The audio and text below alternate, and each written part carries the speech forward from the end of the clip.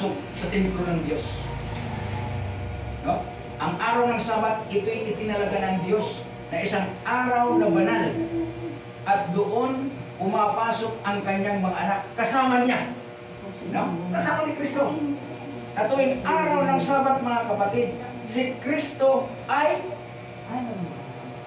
ugali na pumasok sa simbahan, sa sinagoga. No? Yan ang ugali ni Kristo. Kaya tayo mga anak niya, Biyernes pa lang, ay inutusan niya na maghanda. Kaya pagdating ng umaga mga kapatid, ay tayo ay naging isang mabuting kawal ni Kristo. No? Paano naging kawal? Tayo, bitbit natin ang Bible. Papunta sa laban. Ang ating sandata, Biblia. Di ba? Kasi maraming mga pagsubok ang kaaway mga kapatid. Maraming pagsubok ang kaaway. Na ikaw ay sasabihin, ayan sa balista, ay gold yan, hindi yan totoo. O, di ba? Sinisiraan. O, kaya mga kapatid, tayong mga Adventista, ay ganun na lamang na kung tayo sirahan ng kaaway, para tayo ay ma-dismantle, para tayo ay magkaroon ng pag-iisip na hindi mabuti. No? Tulad niyan, pag ikaw ay papunta sa simbahan, ikaw ay sa balista, walang galang. O, siyempre magagalit ka. Di ba?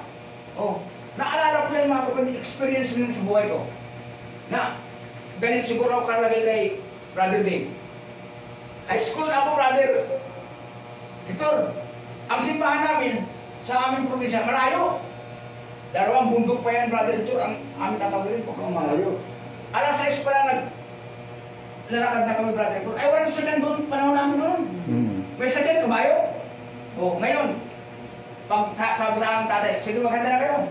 Alas 6 pa lang, pinapalakad na kami ni tatay, pinapauran ni tatay at saka ni nanay. Dala namin yung baon, apat kami, puro kami lalaki, Brother Hector. Hindi kasama yung panganay namin. Wala kayo babae? Wala, puro lalaki. Pagdating namin doon sa kalamitan ng kabundukan, may nagharang sa amin. Mga bata rin, katulad rin namin kalaki. Sinisigaw ka, mga sa balista, walang galang. O sabi ko, lapit ka lang sa akin, lapit ka lang kayo dito sa amin. Sabi, titingnan natin kung sino walang galang. Di ngayon, aba, ay binabato na kami, hinahabol na kami ng bato. Ay, yung kuya ko at dalawang kuya ko ay nagtatakbo na at saka yung bunso ko. Nagsasabi, kuya ko, tatamaan tayo. Hindi, nagpaiwan ako, Brother Hector. Takbo sila para. Sabi ko, pag tinabahan ako siguro, ay nagbitbit na ako, Brother Hector, ng dalawang bato na tama-tama ng hawak sa kamay. Sabi ko, pag ako'y tinamaan lang nito, pag tudirin ko, pag talikod ko, sigurado hahabulin ko sila. Tinamaan mo ako, Brother Hector. Galit na galit ako. Siyempre gano'n eh. Pagkatapos nung tudirin ako agad, talikod lang ako, binalikan ko sila. Hindi kagad ako nagbitaw ng bato, Brother Hector. Hinabol ko sila dito. Yung malapit na Brother Hector, siguro mga 2-3 di ba? Binumba ko at tinamaan sa ulo, Brother Hector. Tinamaan mo? Oh, tinamaan? Ay, hindi nga iyak. Sabi ko, kayo ang nangunguna eh. Sabi ko, hindi nga yung iba, takbuhan na yung iba, yung naduwag na yung iba. Hindi ako, takbo na lang ako papunta, hinabot ko yung mga kuya ko. Sabi sa akin ng bunso kong kapatid, kuya, ano nangyari? Tinamaan ako sa likod eh. Ay, ginantihan mo. Hindi nga yun, sabi na. Baba, yun na, Brother Hector. Ganyan ang doon ng kaaway. Na pag ikaw ay lumaban, tiyak, magiging katulad ka nila. Oh, biro, Brother Hector, ang laki ng problema ko. Di ba? Ay, tayo, kawal tayo ng Diyos. Nagpupunta tayo para purihin ang Panginoon at ipakita ang katotohanan. Yung sa ginawa ko na tinamaan sa ulo, nagdugo. Galit na galit ang tatay. Pinuntahan ka? Oo. Ay, yun lang ang daanan namin ng hapon. Ay, kami, kumaalis kami sa simbahan ay lubog na ang araw, Brother Hector. Ganyan ang mga ugali ng mga Adventista sa probinsya, Brother Hector, nung panahon na namin. Oo. Pag alis namin sa bayan, ay siyempre dagat na nakikita sa dagat yung paglubog ng araw. Kita-kita, pulang-pula talaga ang lubog ng araw, kita-kita mo. At pag lubog ng araw, aalis na kami, pauwi na kami sa baryo. Ito nga rin yung araw na yung parang ano yung sunset. Oh, sunset? Sunset, ah. Oh, pagkatapos ng Brother Hector, madilim-dilim na. Siyempre, mayroong panahon na madilim na pagsansi. Nagsusindi na kami ng ano, yung palwa ng niyog, yung anong niyog, dahon ng niyog. Sulo. Tapos tinatali-tali namin, tapos sinisindihan. May ilaw kami. Parang sulo. O, sulo. Mm. Yun. Biro mo, sa galit na doon sa pinangyarihan ng bato, binaduhan ko nung umaga, nakaabangin mga magulang. Ang dami nila. Na gusto nila kung ano, saktan. Ay, kasama ko ang tatay ko. Kasama ang tatay ko. Biro, brother ito, Usap sila. sabi ko, ay, nandiyan naman tatay ko, nagtatanggol ako dito. O, di ba? Ano, ganyan ang anak eh. Hindi mo na ako pag nandiyan ang magulang eh, tatay eh. Oo. Di ngayon, sabi ko, sa katuwiran naman ako eh. Sa isip-isip ko eh. Ako, malaki na ko eh. Nasa katuwiran naman ako eh. Bakit? Tinamaan din nila ako ah. Hindi ngayon, pagkatapos mo, eh, inan mo na, yung, kinausap na, ang tatay ko. Nasaan yung anak mo? Galit na galit. Gustong saktan ako, ay nandun lang ako. Sabi ng tatay ko, bakit ano bang nangyari? Sabi ng tatay ko, huwag kayong basta-basta mag-ano. Tingnan natin kung anong pangyayari. Sabi, tinanong ako ng tatay ko, ulit, anong nangyari? Bakit binato mo yung anak niya? Sabi ko, ay ako ang unang tinamaan nila tayo. Nagdadaan kami, pinaghahabol nila, pinagbabato.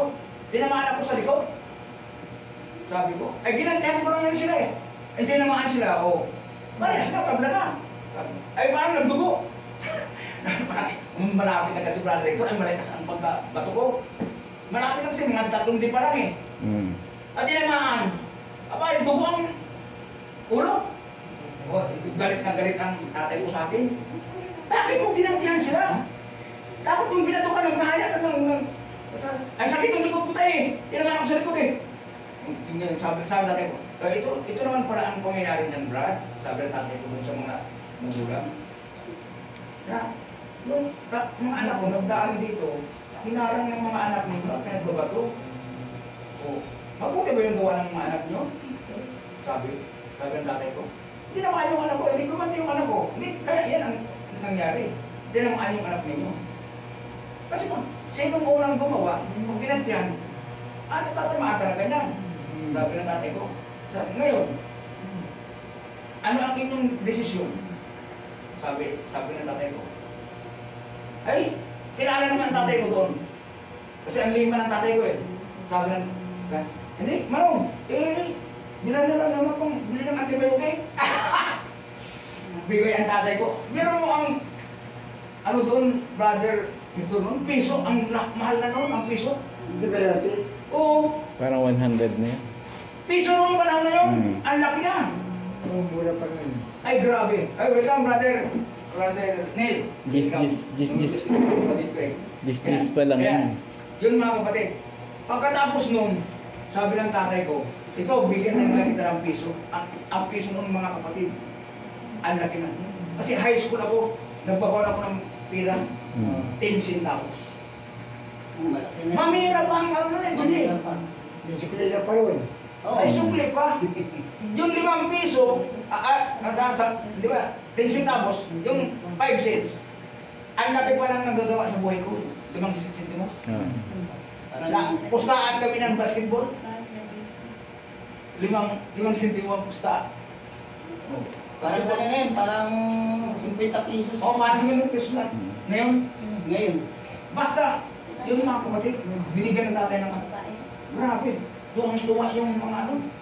Sabi ko, bato ulit yung anak niya ng bato sa akin.